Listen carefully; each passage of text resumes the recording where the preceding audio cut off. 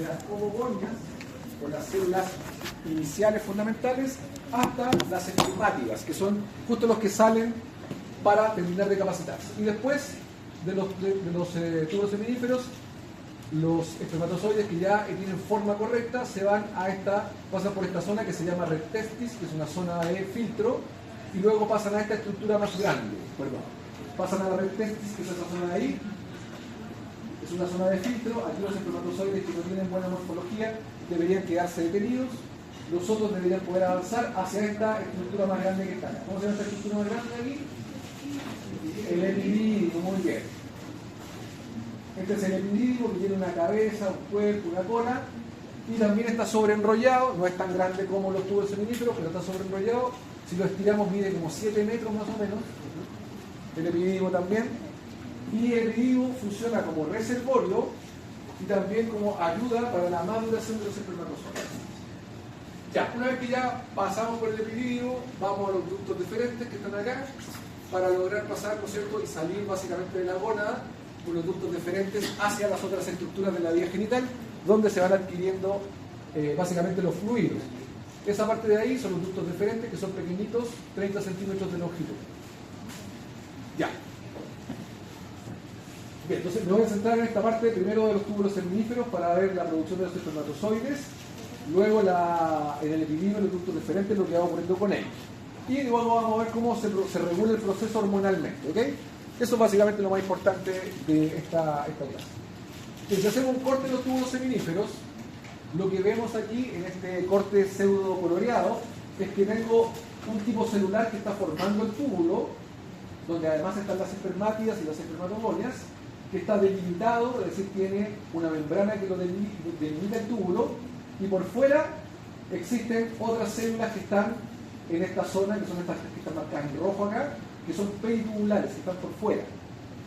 Y también se aprecia que los vasos sanguíneos están peritubulares, están fuera del túbulo seminífero. Es decir, no hay sangre dentro del túbulo seminífero, sino está fuera. Si vemos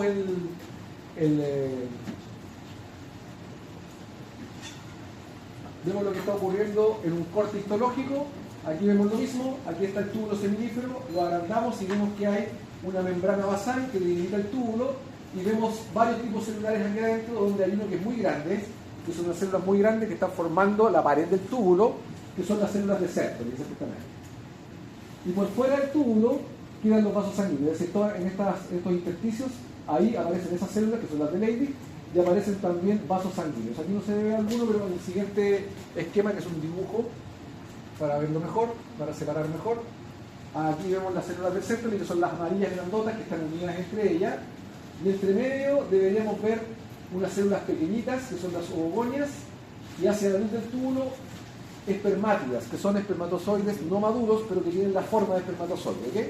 Y que tienen una cierta motilidad, más o menos. Ya, aquí se ve mejor, estas naranjas son las células de Leydig, y eso que está ahí es un vaso sanguíneo, que queda fuera del túbulo seminífero. Pero es importante eso porque finalmente el túbulo seminífero y las células de Sertoli no están en contacto directo con la sangre, eso es lo más importante.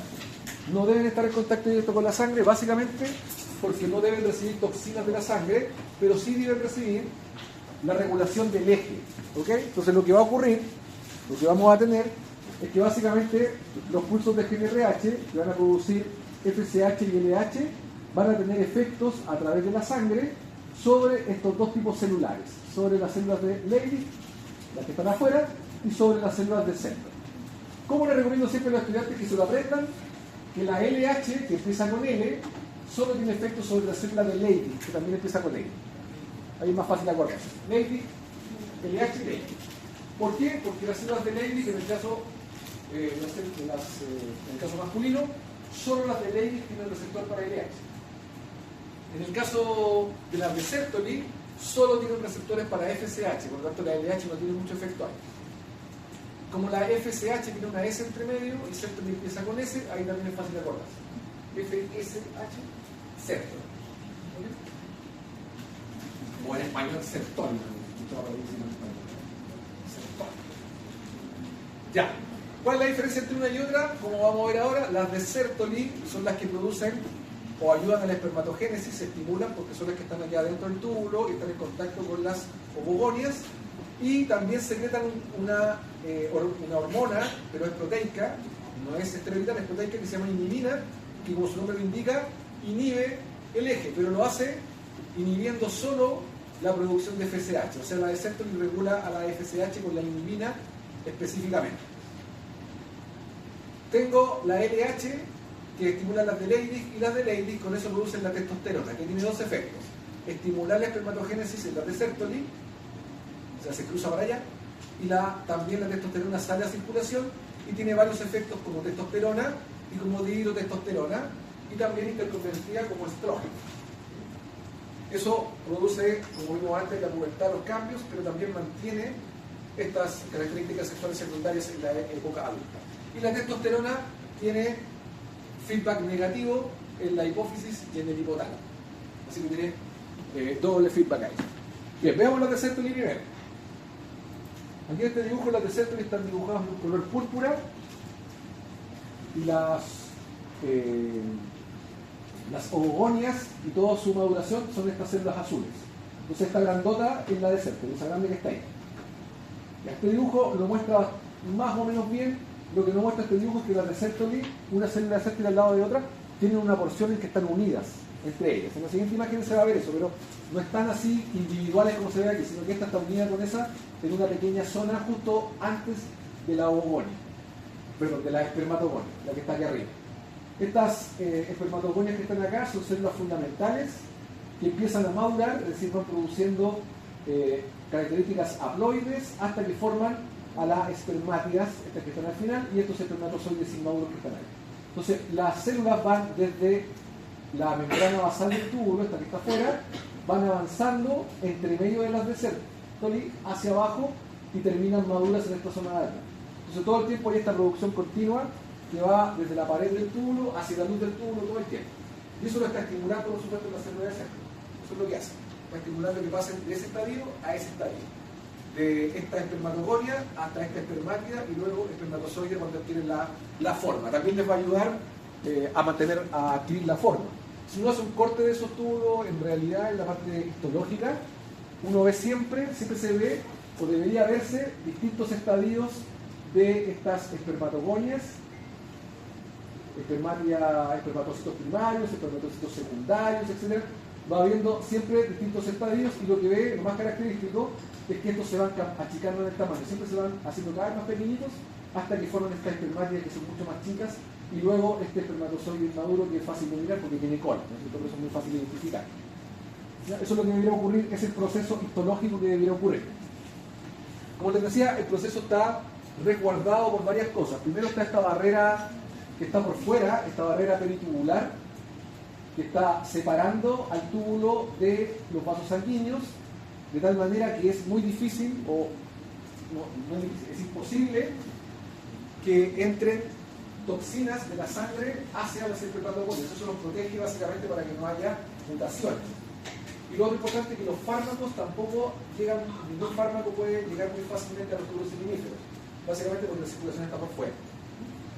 Ahora, por supuesto, necesito transportadores para, por ejemplo, mover la glucosa, mover los aminoácidos, todas esas cosas, para moverlos hacia el túbulo. Necesito que esta barrera tenga transportadores, por supuesto, para que me ayude a moverlos. Y aquí está lo otro que le estaba contando. Esta es una célula de Sertoli, pero la célula de Sertoli en realidad está unida con la otra célula de Sertoli que está al lado. Están todas unidas, se ve que están como abrazadas así. Ya. ¿Por qué? Porque forman una segunda barrera que se llama barrera hematotesticular, que está más adentro. Que esa barrera sí que es de mucha protección, porque aunque pase un compuesto desde fuera del túbulo hacia adentro, la barrera no deja que el compuesto avance, por lo tanto no llega nunca a los espermatozoides. Eso baja la posibilidad de mutación de los espermatozoides. ¿Pero la barrera es solamente la parte de la unión? Claro, son entre ellos forman una barrera.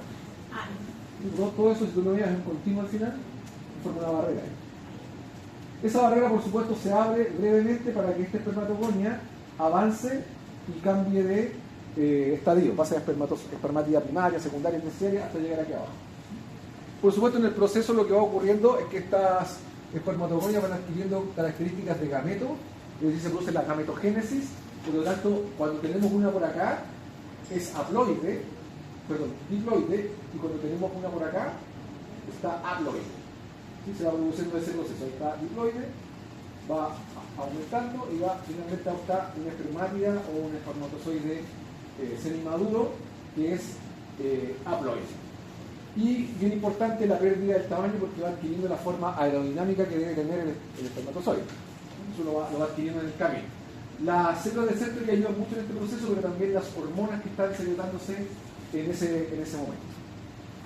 Bien, entonces, si las miramos así como en una foto, lo que tenemos son las de Leydig afuera, ahí están, que están produciendo la testosterona, por lo tanto la testosterona debe cruzar toda esta barrera, llegar a esta célula grande, que es la célula de Sertoli, y estimular que esta célula de Sertoli vaya produciendo otra hormona, produce un poquito de estrógeno, y ese estrógeno con esa testosterona van estimulando que esta espermatogonia vaya avanzando, tiene que atravesar la barrera hematotesticular y luego va disminuyendo su tamaño hasta formar este espermatozoide, ¿no es cierto?, que tiene características de gameto haploide. Eso es lo que debería ocurrir ahí. Bien, la célula de Sertoli no solo apoya entonces la parte con las hormonas, sino que además ayuda mucho en el cambio de forma, porque cuando el espermatozoide adquiere esta forma alargada, tiene que perder citoplasma, porque antes era una célula grande, entonces ahora es muy pequeñito, tiene que perder citoplasma. Entonces la célula de Sertoli es la que lo ayuda a perder el citoplasma. Fíjense que ahí que cuando sale entre medio de la de Sertoli, se sale de ahí, sale ahí con la forma correcta, pero todo ese exceso de citoplasma se queda en las células de Sertoli. Eso es lo que se llama el cuerpo residual, y las células de Sertoli lo que hacen es digerirlo y por supuesto reciclar. Ahí está, toman un fagosoma con eso que quedó ahí y después lo fagocitan, lo desintegran y utilizan todos los aminoácidos y todos los materiales que hay ahí, lo vuelven a reutilizar en la misma célula. Entonces la forma del espermatozoide, ¿sí?, en gran parte está dada por la célula de Sertoli, en realidad, porque se come el exceso de citoplasma y de membranas que tiene ahí. Ya vamos a ver cómo cambia la disposición de las estructuras, cómo cambia la disposición de las estructuras en el espermatozoide para que tenga esta forma que es la correcta para fecundación, si no, no va a poder fecundar. Bien, entonces las células de Sertoli ayudan en la espermatogénesis. Dijimos que la FSH tenía efectos sobre ellas, la testosterona, por lo tanto tiene receptores para eso. Ahora, las células de Sertoli, para que siempre tengan testosterona y nunca se queden sin testosterona, ya que eso es lo que permite que haya continuamente la producción de espermatozoides, lo que va a ocurrir entonces es que esta célula de Sertoli tiene una proteína especial que atrapa testosterona todo el rato. Esa proteína se llama ADP, o proteína de unión a andrógenos, y por lo tanto le permite ir atrapando proteínas. Para que se acuerde siempre la proteína ADP, igual que la ADP que tiene acá, esa es la proteína que atrapa testosterona.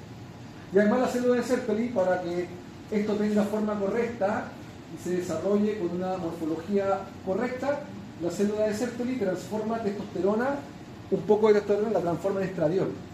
Tiene una aromatasa entonces que produce interconversión de testosterona, y eso es muy importante para apoyar en esta zona la espermatogénesis.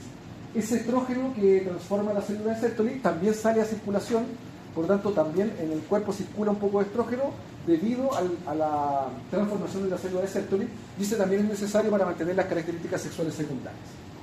Ahí está la proteína ABP que yo le decía, que mantiene la concentración de estrógeno, la vamos a ver al tiro, y también la célula de Sertoli, ¿qué otra cosa producía? Con la que regulaba su propio eje, inhibina, muy bien, produce inhibina. También hay una proteína que se llama activina, pero tiene una función bastante menos importante en general, que también la produce la célula de Sertoli. Bien, en producir, si tomamos el tiempo cero de esta espermatogonia y contamos el tiempo que se demoró en llegar a un espermatozoide listo para salir a terminar de madurar, eso se demora como 72 días, más o menos. Pero el proceso es continuo, siempre se están produciendo espermatozoides primarias, secundarias, etcétera. Siempre este proceso es continuo. De hecho, se calcula que en el caso masculino, en la edad reproductiva adulta, cada vez que su corazón late, cada vez que hubo un latido cardíaco, en el testículo se produjeron 1000 espermatozoides. En el siguiente latido, 1000 más. Es decir, sucesivamente. Es decir, van avanzando 1000 para acá, después 1000 para acá por cada latido, más o menos, en promedio. Entonces hay una producción continua, y tiene que ser así porque alrededor del 40% de los espermatozoides producidos por un hombre adulto no sirven para nada. Por eso se tiene que producir una masa gigantesca, porque por lo menos el 40% no sirve para fecundación. Les voy a mostrar el tiro por qué. Ya, ahí en todo caso les dejo un listado de lo que hizo la CRC y lo que estaba contando recién. Bien, ¿cuál es la siguiente estructura después de que salen del túbulo seminífero? Siguiente estructura. Siguiente estructura. Túbulo de ser. Después el túbulo seminífero, ¿hacia dónde se van los espermatozoides? Red testis primero. Ya, ahí llegan en masa y empiezan a ser filtrados porque la red testis es más chica, entonces empiezan a filtrarse ahí los que no saben todavía nadar, se quedan ahí detenidos y finalmente salen más tarde. Entonces se filtran porque empiezan a salir los más rápido finalmente, los que están nadando mejor en otras palabras. Después, ¿qué es lo que viene? Red testis, ¿qué viene después? Menos más que... Pensé que ya sabían anatomía, ya, ¿ok? Epidídimo, muy bien. Entonces el epidídimo es un tubo continuo que tiene cabeza, como dije, cola y cabeza, cuerpo y cola, pero la gracia es que las distintas partes del epidídimo tienen distinta morfología. Esta parte es mucho más grande, la membrana externa, que es impermeable, en cambio esta no. ¿Qué va ocurriendo aquí? A medida que vamos avanzando por la cabeza, el cuerpo y la cola, lo que va ocurriendo es que el espermatozoide va adquiriendo características morfológicas específicas para fecundación, se va haciendo cada vez más maduro, eso es lo que va ocurriendo con él, y también adquiere cada vez mayor motilidad. ¿Ya? Eso es muy importante, por eso el epidídimo es una estructura fundamental para que eso ocurra. Entonces, ¿qué pasa en el epidídimo? Va aumentando la motilidad, eso aumenta la capacidad fertilizante, el acrosoma, que es la cabeza del espermatozoide, termina de madurar. La cabeza del espermatozoide, cuando salen los túbulos seminíferos, es como muy redonda todavía.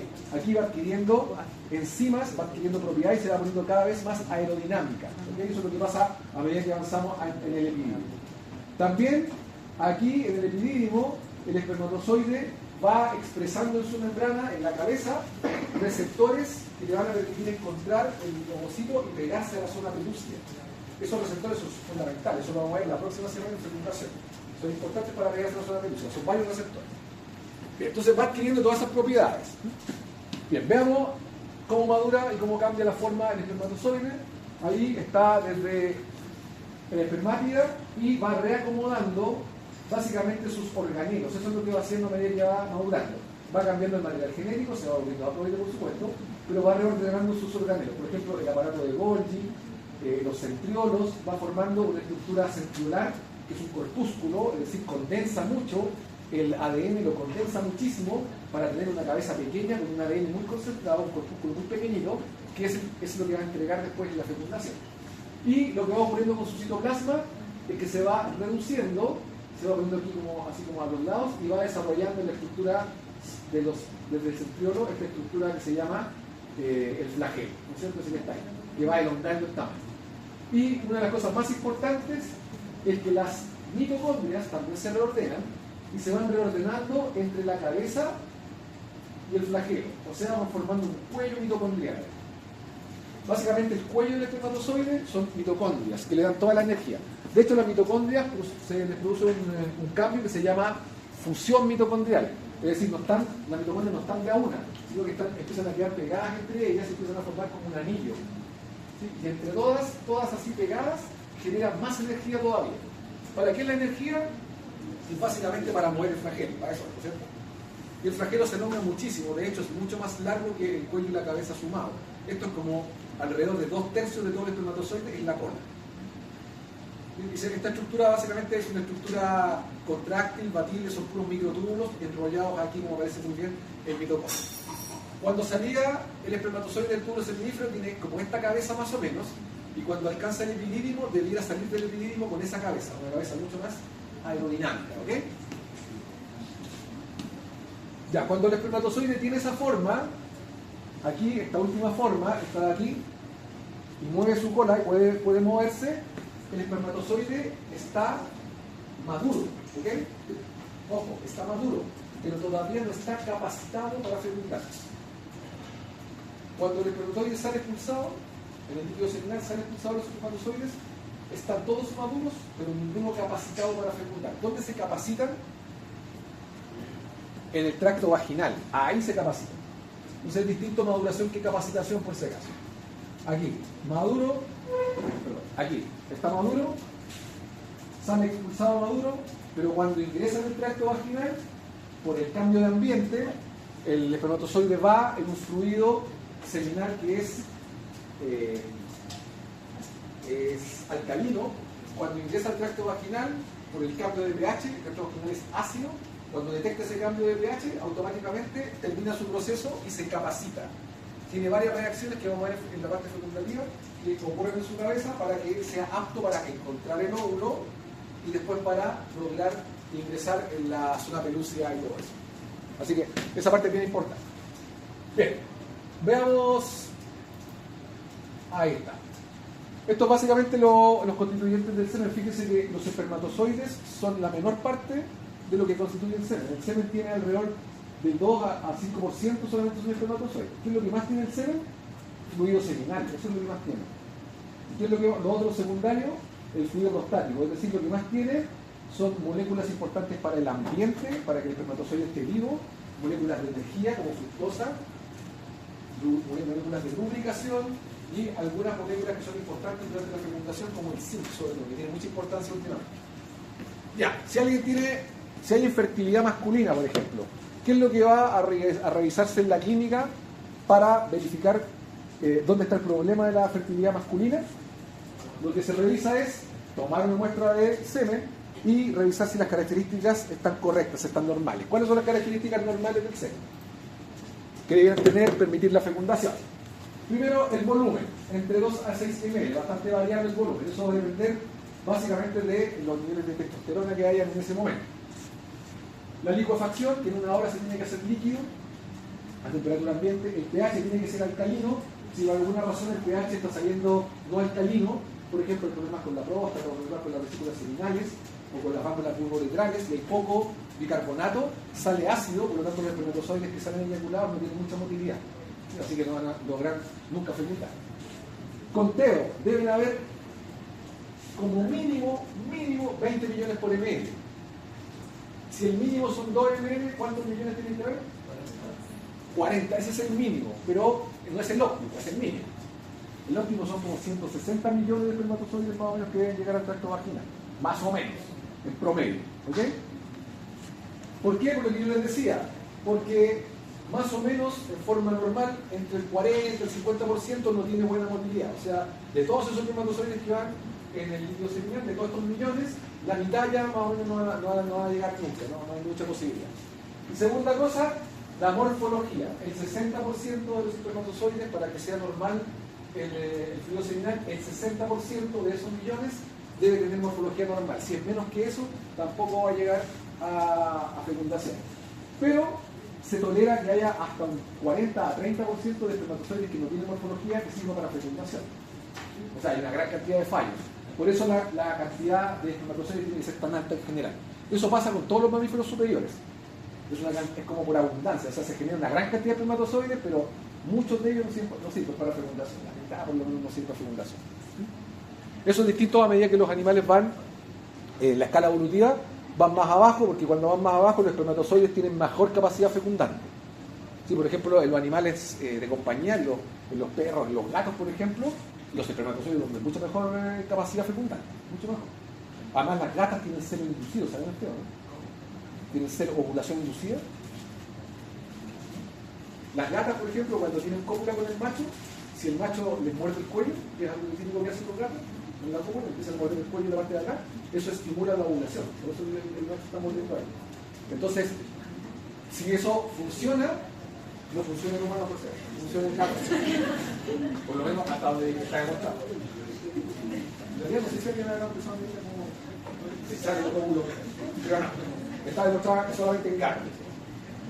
¿Y qué ocurre en ese caso? Cuando si la gata estaba justo para ovular, entonces es mucho más fácil que haya fertilización. Entonces es mucho más, la probabilidad de fertilización es mucho más importante. Y en el caso de las ratas, ahí todavía es mucho más alto. En el caso de las ratas, cada vez que la rata está en celo, espera que haya cópula para ovular. Entonces, hay cópula y ovula. Entonces, 100% un porcentaje muy alto de que haya fertilización. ¿Sí? Bien, ¿qué tienen en la composición ahora específica? Fíjense, estas son las cosas importantes. Fructosa, que hay una gran cantidad de fructosa que viene de las vesículas seminales. A todo esto les costó en anatomía por qué la próstata se llama próstata. Porque el nombre está mal puesto.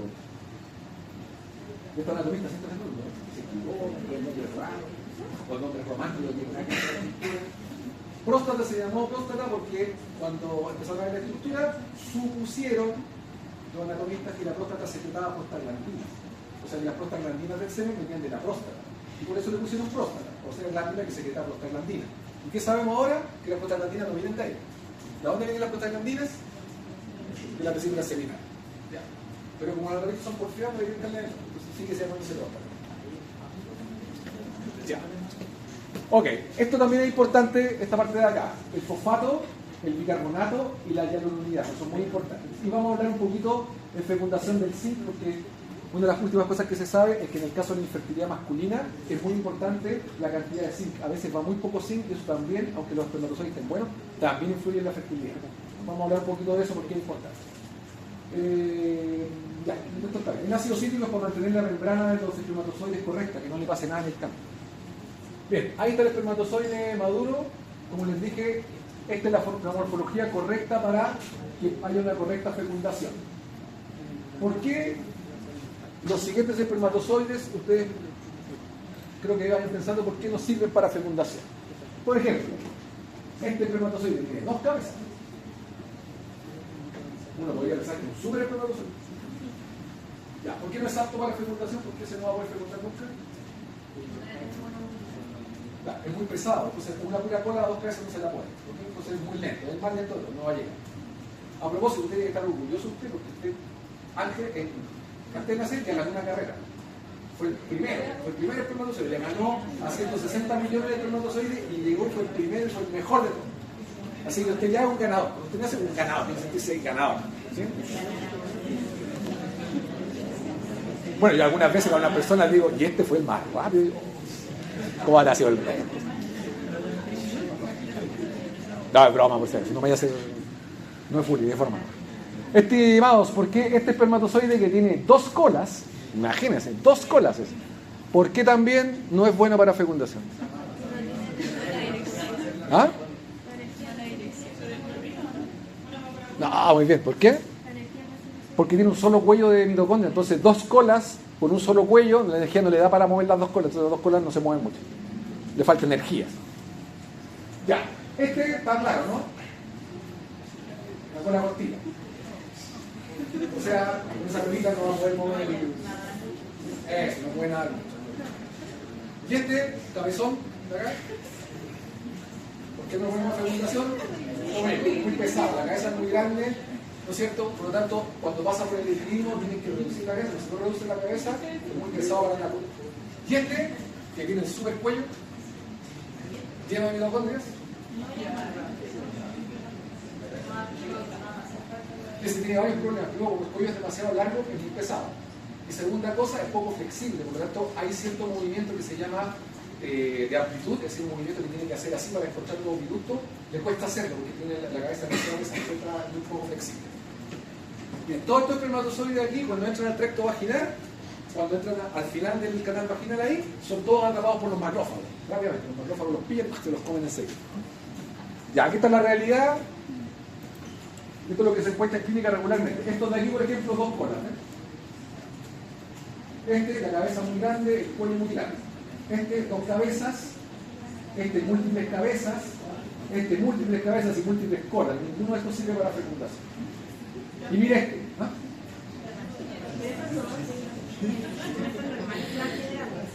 Claro, lo encuentran en un individuo normal, encuentran todo este tipo de espermatozoides, pero no deben ser más del 40%. Los otros tienen que estar normales. Y mire, forma de gancho. O sea, el ovocito pasa y se engancha. Así. Físicamente se engancha el ovocito. ¿Sirve para fecundación? Sí, por supuesto. Es súper fecundante. Claro, porque se engancha físicamente, no tiene que estarlo persiguiendo todo el rato y empezar a penetrar, sino que se engancha físicamente y ahí empieza a penetrar. Ya, ese espermatozoide no es humano, es rata. Los espermatozoides de rata, por eso también son la capacidad fecundante de la rata tan potente además, porque además los espermatozoides tienen una forma de gancho, para engancharse. Y además en la rata se permite que entre más de uno. Ah, entonces todavía más fácil. Ya, para terminar esta parte, vamos a ir a la regulación endocrina. Eso, para que y salgamos a descansar y llegamos a la hora correcta. Bien, aquí lo importante para la regulación endocrina, en el caso masculino y en el femenino, es la comunicación entre ambos tipos celulares. Eso es lo más importante. La comunicación que hay entre las de Leydig y las de Sertoli. ¿Okay? Eso es lo más importante para que el proceso de esteroidogénesis, la formación de las hormonas y la formación de espermatozoides sea correcta. Y todo eso está relacionado, por supuesto, con que esto tenga regulación a nivel del eje. ¿Ya? Le voy a poner un ejemplo clínico del eje, le voy a hacer una pregunta y a ver si lo entendemos correctamente. Ya, entonces tenía dos tipos celulares, las de Leydig, ¿no es cierto?, y las de Sertoli. ¿Cuáles estaban por la periferia? Las de Leydig. ¿En cuál tenía influencia la LH? En las de Leydig, y la SH en las de Sertoli. Ya, ¿por qué las de Leydig producen testosterona? Porque son ellas las que tienen receptores para LH, y ese receptor para LH es un receptor que estimula básicamente la entrada de colesterol en estas células. Es decir, cada vez que la LH está presente, sobre todo cuando aumenta la LH, lo que hace es producir varias cascadas intracelulares. No voy a entrar en los detalles de biología molecular, pero lo importante es que la LH lo que hace es que esta célula tenga una alta capacidad de ingresar colesterol específicamente, o sea, el HDL y el LDL, todo ese colesterol que envía empaquetado el hígado, estas células lo logran captar ávidamente y lo liberan intracelularmente, y la LH además provoca que haya síntesis de varias proteínas, una muy importante que se llama la proteína STAR. Actualmente en el INDIMI, por ejemplo, ¿conocen el INDIMI? El Instituto de Desarrollo de Estudios Reproductivos, ¿no? ¿El INDIMI? Bueno, en el INDIMI se descubrió hace algunos años atrás, como 20 años atrás, que 15 más o menos, que esta proteína también había problemas en algunos casos de infertilidad, es decir, presentaban alteraciones de la proteína STAR. ¿Y por qué es importante? Porque la proteína STAR, esa de ahí, es una proteína que es la que permite que el colesterol que adquieren estas células de Leydig lo transformen en testosterona. Entonces, la baja testosterona en algunos individuos dependía de un problema genético, que no tenían mucha de esa proteína STAR. Esa proteína STAR se produce en el plasma, pero se va a la mitocondria. Y todo el colesterol se atrapa en la mitocondria y luego la mitocondria entrega testosterona. Recuerden que toda la síntesis, esto lo quiero recordar porque va a ser importante ahora y en la siguiente clase, toda la síntesis para llegar del colesterol a la testosterona, o al estradiol, o a la progesterona, tienen que pasar por esta molécula intermedia que se llama pregnenolona. ¿Por qué es importante? Porque la pregnenolona es modificable, por eso es importante. ¿Ya? Recuerden esa parte, en la síntesis, en el proceso de síntesis, la pregnenolona es una molécula importante. Con eso me basta. Ya, ¿qué ocurre entonces? LH produce testosterona. Y dijimos que la testosterona era la que estimulaba la espermatogénesis. Si no hay testosterona, no hay espermatogénesis. Bien, ¿cómo ocurre el proceso? Así. Allá, ahora a la izquierda está la de Leydig, ahí está la LH, ahí está estimulando todo lo que dijimos recién, por ahí está la pregnenolona entre medio, y se produce testosterona. ¿Qué ocurre con esta testosterona? Como la testosterona es de origen esteroidal, no tiene problemas en atravesar las membranas. Así que sale de la de Leydig y rápidamente se va hacia los túbulos seminíferos. Uno se podría preguntar, ¿y por qué se va al túbulo seminífero y no se va a circulación mejor? Porque también podría ocurrir, ¿no es cierto?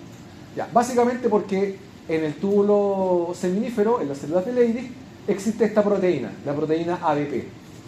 Y esta proteína está constantemente atrapando testosterona, entonces se produce una gradiente en el fondo de testosterona hacia la célula de Leydig, una atracción hacia allá. Entonces siempre está llegando testosterona. De hecho, siempre esto está lleno de testosterona.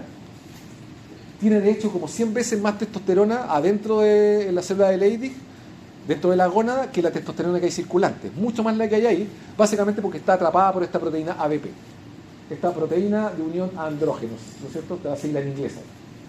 Bien, ¿qué pasa con la testosterona cuando entra? Estimula la espermatogénesis, así que aparecen estos espermatozoides más maduros, pero también dijimos que la célula de Sertoli, estimulada por la FSH, produce la ABP, produce la hemilina y también produce la aromatasa. Entonces también se produce el cambio a estradiol. Este estradiol estimula también una buena morfología de los espermatozoides y un poco de testosterona y un poco de estradiol salen a circulación. ¿Se fijan? Aquí hay una flecha en que los dos salen a circulación. ¿Sí?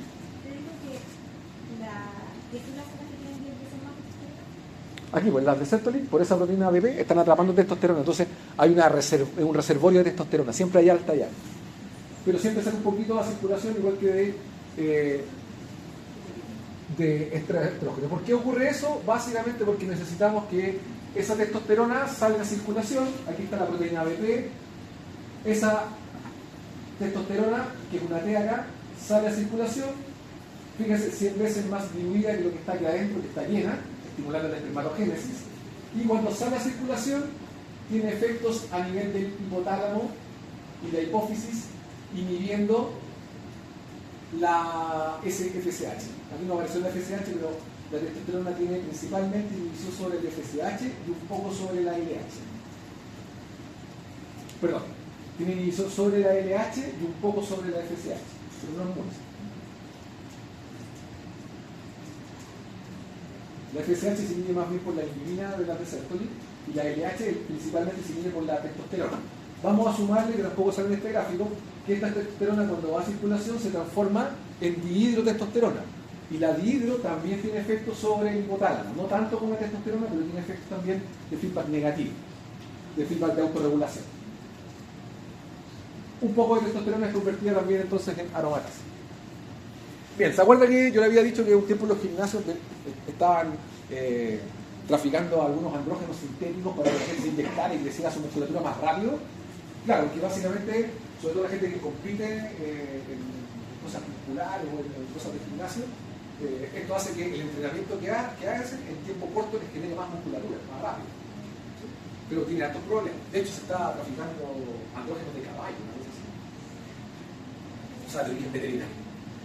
¿Qué creen ustedes que pasa con el eje si a esta persona que está acá, normalmente produciendo esto, le empezamos a inyectar aquí en la vía sanguínea, le empezamos a inyectar andrógenos similares a la testosterona? ¿Qué va a ocurrir obviamente? Se inhibe el eje, o se sobreinhibe el eje porque tengo mucha testosterona, el eje lo va a bloquear acá, pero voy a tener circulando igual mucha testosterona sintética, ¿no es cierto? O sea, todos los efectos secundarios van a estar igual. ¿Cuál es lo que se afecta aquí? Si bloqueo este eje y no tengo testosterona producida acá, solo la tengo acá afuera, eso, se afecta la espermatogénesis. Eso puede ser de leve, por ejemplo, que baje la cantidad de espermatozoides nomás, o podría incluso ser muy grave, llegando a producir no solo una espermatogénesis insuficiente, por ejemplo, espermatozoides sin cola y no sé cómo, sino que además, como baja tanto la actividad de las células de Sertolin que forman los túbulos seminíferos, se podrían incluso encoger los túbulos seminíferos. Y las gonas también se podrían encoger, en el cambio de tamaño. Eso también puede ocurrir. Bien, ¿por qué es necesario convertir la testosterona a estrógeno y dihidrotestosterona en la forma periférica? Básicamente porque este dihidrotestosterona en varios tejidos que tienen receptor para dihidrotestosterona, no para testosterona, sino para dihidro, producen estos procesos de maduración sexual de la pubertad, pero también se mantienen estas características sexuales secundarias. Eso es muy importante. Voy a mostrar un gráfico ahora donde voy a mostrarles cuál es el efecto de la testosterona y de la dihidro en algunos tejidos. Y también requiere estradiol. Básicamente el estradiol se forma por las aromatasas que están en el tejido graso, pero también en el hígado, en la piel, en el pelo, en el sistema nervioso central, y ese también nos ayuda a mantener algunas características sexuales secundarias. Entonces ahora completando el eje, ahí está el eje que tenemos regularmente. Esto parece que no se lo había dicho, ¿no? Las neuronas GNRH, las que producen la GNRH en forma pulsátil, están en ese núcleo. Eso se llama neuronas parvicelulares. Entonces aquí vamos a sumar ahora la interconversión externa de de testosterona a dihidrotestosterona, ¿ok? Entonces ahí sí nos queda correctamente el eje armado ahora. Ahí está completamente listo el eje. A ver, antes de mostrar la siguiente diapo, quiero mostrarles el dibujo mejor.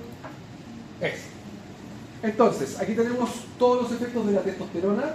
Algunos son directos, por ejemplo, el crecimiento del individuo, el de todas las vesículas seminales, mantenerlos correctamente, el engrosamiento de la laringe, el cambio de la masa muscular, los cambios cardiovasculares, es decir, que hay una cantidad de glóbulos rojos más alta. Por eso el hematocrito masculino es más alto en general por la testosterona, porque requiere más hematocrito para más masa muscular. la típica grasa abdominal visceral masculina, lo que se pone acá, ¿no es cierto? Esa típica masculina, esa también depende harto de la testosterona y la elongación de los huesos. Pero hay otras características que dependen de la dihidro. Por ejemplo, los patrones de masculinos, el comportamiento masculino está más orientado por la dihidrotestosterona, el crecimiento de la próstata, el crecimiento de la barba y el acné está más orientado por la dihidrotestosterona, el desarrollo de las vesículas seminales, el crecimiento y elongación del pene también está dado en parte por la dihidrotestosterona, y los espermatozoides están dados por la testosterona, pero también ayuda a la dihidrotestosterona en la última parte. Y por supuesto el estrógeno, que está ahí en H2. La cantidad de producción de VLL, HDL y LDL también está dado por la testosterona, así que también en exceso de testosterona también puede haber, por ejemplo, hígado grasa, una gran cantidad de grasa en el hígado.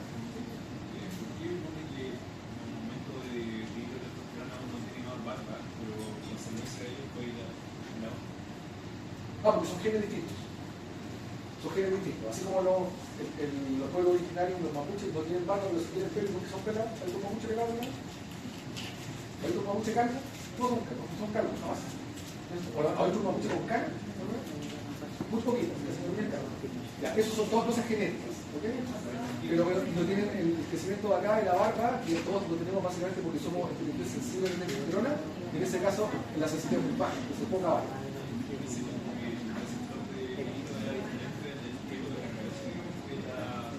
Los folículos de la cabeza y del pelo son distintos, tienen sensibilidad totalmente distinta. ¿Sí? Por eso pasa a algunas personas que le encarece el pelo de la cabeza y no de la barba, o al revés, le encarece la barba y no el pelo. Los folículos son distintos, tienen distintas sensibilidades. Y genéticamente hay varias razas donde los folículos del pelo de la cabeza mueren antes por el exceso de testosterona, por el aumento de testosterona. Y quedan calvos antes, tienen barba y son calvos. No, una parte se interconvierte y una parte no. Ya, entonces les voy a dejar ahí una tabla, esa de ahí, donde está todo lo que hemos conversado ahora, tanto en la espermatogénesis, caracteres sexuales secundarios, y en la parte de la pubertad de la testosterona. Ahí está básicamente la testosterona en la parte de pubertad, aquí está en la parte madura, ¿ok? Y en la otra tablita también que les voy a dejar ahí, de lo que he conversado ahora, esta está en más detalle lo que hace la dihidrotestosterona y lo que hace el estradiol. Una de las cosas bien importantes es ese estradiol que se produce como interconversión periférica, es el que protege, en el caso masculino, de una menor incidencia de osteoporosis, por ejemplo. Porque ese estrógeno se mantiene toda la vida. Básicamente, en la etapa anciana, como todavía hay testosterona, una parte igual se está convirtiendo en estrógeno y eso protege el hueso de la osteoporosis. En el caso femenino no, porque el estrógeno se corta hace 4 años.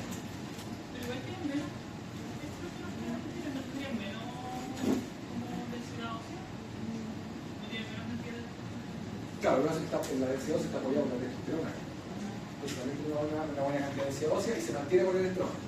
Un estrógeno siempre se mantiene. En cambio, en el caso femenino, hay un momento que se corta en la climateria y baja drásticamente y ahí el hueso queda desprotegido. ¿Sí?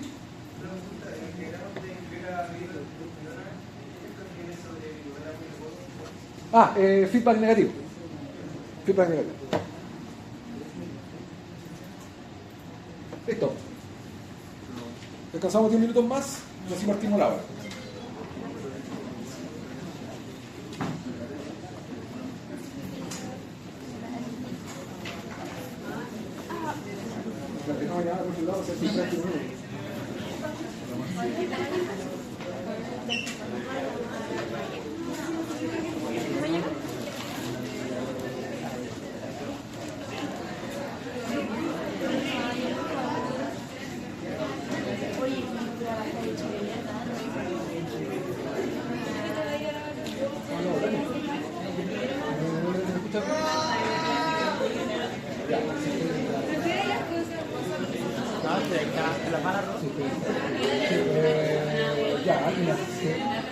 Como está puesto de la mañana, pero algo que